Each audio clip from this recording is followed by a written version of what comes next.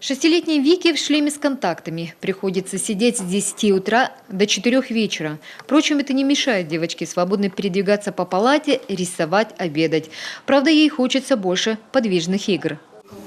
Я люблю прыгать на скакалке. В это время в соседнем кабинете специалист по монитору следит за работой клеток головного мозга Вики. Сигналы поступают при помощи комплекса электроэнцефалографического мониторинга. Такое обследование проводят не только в состоянии бодрствования, но и в период засыпания и сна ребенка.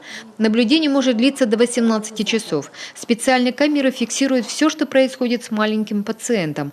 Врач-функционалист после проводит анализ всех полученных данных. А невролог уже точно знает, как лечить малыша дальше. Как пример, ребенку выставлен диагноз эпилепсия, назначена противоэпилептическая длительная терапия на фоне специфического лечения. Человечек освобождается от приступов, то есть отсутствие приступов, но при этом мы должны проконтролировать,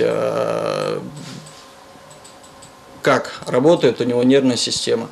То есть хорошо, если клинических приступов нет, но мы должны посмотреть, как работает нервная система. Есть ли в наличии, то есть признаки эпилептизации мозга. То есть контроль лечения. В некоторых случаях проводится для вопроса отмены противосудорожной терапии. Этот чудо-аппарат для неврологии детской республиканской больницы приобрели недавно, взамен старого, который прослужил 9 лет и технически себя изжил. Почти полгода отделение вынуждено было работать без этого комплекса, а другое диагностическое оборудование не способно дать полную информацию о состоянии маленького пациента. Это был вопрос чрезвычайно острый, поскольку, собственно говоря, наличие и функционирование такого комплекса – это вопрос, по большому счету, уровня развития неврологии, детской неврологии в регионе и в стационаре.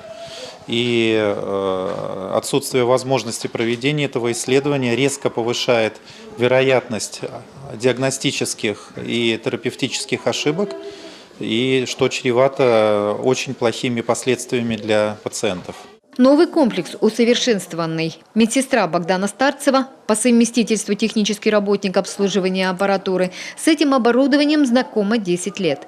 За 3 недели, ровно столько уже работает новый аппарат, его удобство успела оценить.